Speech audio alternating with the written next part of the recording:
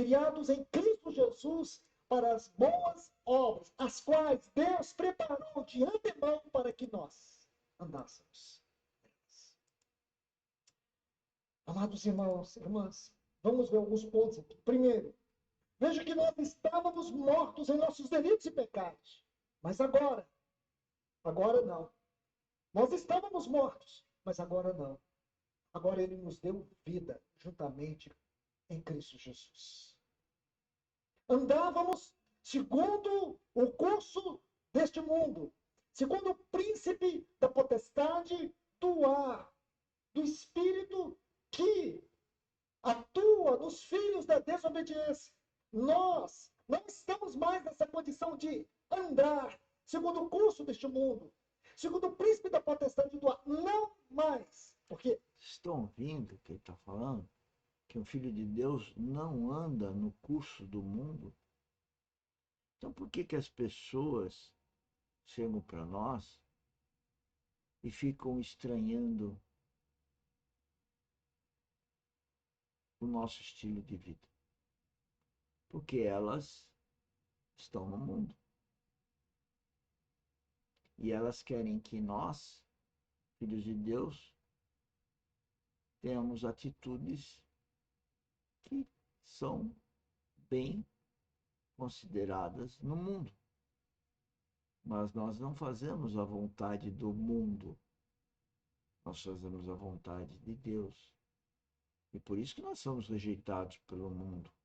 Porque nós não fazemos as coisas do mundo. Jesus Cristo fez as coisas do mundo. Não foi o mundo que rejeitou Jesus Cristo? Então entenda a vida espiritual. A vida espiritual não é guiada pelas vontades do eu, da alma, do outro.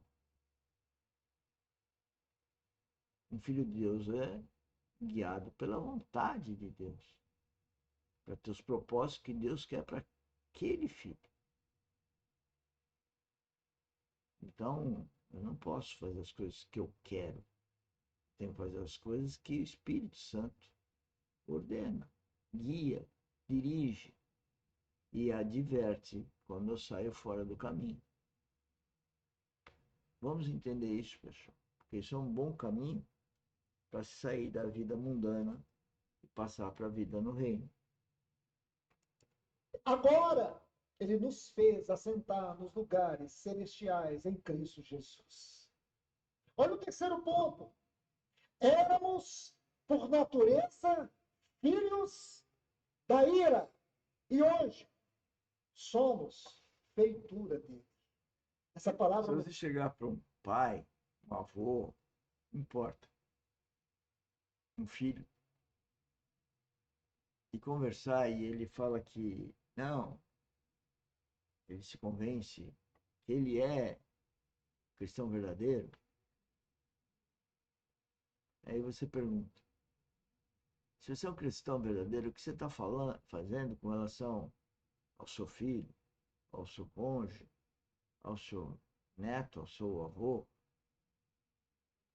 que você está fazendo? Aí a pessoa vai falar, mas a pessoa não quer ouvir.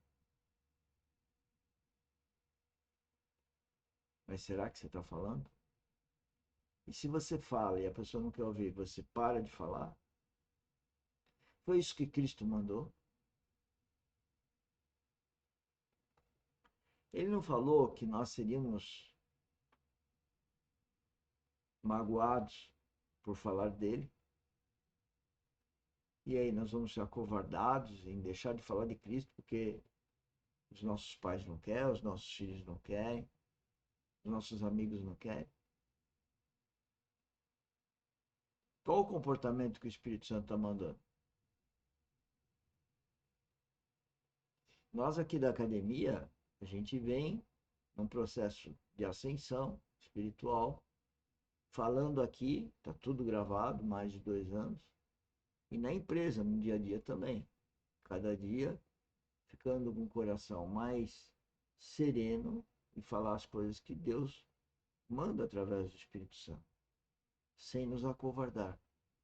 Por sinal, ao fazer isso, muitas pessoas, inclusive familiares, aos quais a gente queria ajudar, resolveram não trabalhar conosco. Por quê? Porque queriam que eu agisse de acordo com o mundo. E eu não posso agir de acordo com o mundo. A pessoa vira e não quer trabalhar mais. É como uma criança com outra criança que um quer brincar de outra coisa e o outro não quer continuar brincando do jeito que estava brincando. Então o outro fala, então não vou brincar mais. Exatamente, age como uma criança, espiritualmente falando. Porque do ponto de vista do mundo, você não vai trabalhar com alguém que você discorde de alguma coisa. Mas do ponto de vista espiritual, não. Você tem que trabalhar com o Filho de Deus. Se você é um filho de Deus. Se você faz parte do corpo de Cristo. Não fomos nós que estamos escolhendo não trabalhar no corpo de Cristo. Quem fizer isso está apostatando. E é isso que eu vejo. Religiosos que não entendem isso. Ou apostatas. Que não querem trabalhar. Porque a Dynamis, nossa academia, minha pessoa trabalha para Deus. E porque poucas pessoas querem trabalhar para nós. Inclusive pessoas queridas. Porque o inimigo assola a mente delas, para elas não entenderem a majestosidade do projeto de Deus na minha vida, Cristo na minha pessoa. Como certamente está acontecendo com outros cristãos. Como aconteceu com o próprio Jesus Cristo, com Paulo, com Pedro. Todos eles foram rejeitados. O grego é poema, da onde vem a palavra em português. Poema! Nós somos um poema de Deus. Nós não somos mais, por natureza, filhos da ira. Oh, irmãos, isso deve atrair o nosso coração para essa mesa, tomados de alegria e de uma profunda gratidão. Você tem que crer nisso que a Bíblia diz. Nós éramos filhos da ira, hoje não mais. Somos feituras dele, criados em Cristo Jesus para a boa obra. Agora nós não pertencemos mais às obras das trevas. Nós pertencemos a essas boas obras, as quais Deus preparou de antemão para que andássemos nelas. Então, o que é a graça de Deus? A graça de Deus, se a misericórdia de Deus não dá o que merecemos, a graça de Deus é Deus dar o que nós não merecemos. É Deus nos dar. A misericórdia impediu que Deus nos enviasse para o inferno. A graça fez com que Deus nos desse os lugares celestiais em Cristo Jesus. Nos desse uma nova filiação pelo processo da adoção. Processo esse lá na cruz do Calvário. Ele escreveu a nossa adoção. Agora nós não somos mais os filhos da ira.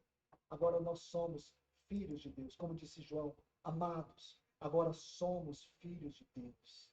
Mesmo que ainda não se manifestou o que havemos de ser, sabemos que quando ele se manifestar, nós seremos transformados à sua imagem. Nós seremos transformados à sua imagem diante da sua glória. Olhe bem, irmãos, que coisa preciosa. Agora, permita-me voltar um pouco sobre a misericórdia. Porque ele diz assim, mas Deus sendo rico em misericórdia. Paulo, pelo menos, em 3 lugares, ele vai usar essa palavra, rico. Aqui, no capítulo 1, versículo 7, bem no final do capítulo 1, ele vai dizer assim, a riqueza da sua graça. Depois ele vai usar no capítulo 2, versículo 7, ele vai falar sobre a suprema riqueza. É justamente isso, irmãos. É uma riqueza suprema. E por último, no capítulo 3, versículo 16, ele vai falar sobre a riqueza da sua glória. Por quê, irmãos? Essas, denominadas por alguns críticos, essa tautologia, esse exagero de expressões, não tem exagero nenhum. Aqui Paulo está simplesmente rasgando o seu coração para poder descrever o indescritível. aquilo que a mente humana não é capaz de chegar por si mesma, onde a mais habilidosa sabedoria secular não pode explicar. Bom, senhores, acabou o tempo da nossa live. O que nós queremos nessas lives de domingo é que a gente vai pegar um trecho e para o próximo domingo vamos pegar outro culto da mesa do Senhor. Portanto, o que a gente quer é que vocês vão lá na mesa do Senhor, quer dizer, na playlist Mesa do Senhor, e ouçam esses vídeos para, então, dar glória a Deus e ver a importância do que é a mesa do Senhor, que é a cruz, e possam ser tocados pelo Espírito Santo e recebê-lo como uma habitação no vosso coração. É isso que nós desejamos, que você tenha uma feliz vida em Cristo e deixe os afetos do mundo para transformar no afeto melhor, o amor melhor que o amor de Cristo. Tudo mais será orientado pelo Espírito Santo. Quer dizer que você não vai cuidar dos seus filhos, do cônjuge, etc., dos negócios. Mas segundo a orientação do Espírito Santo. Tchau, tchau. Bom almoço aí.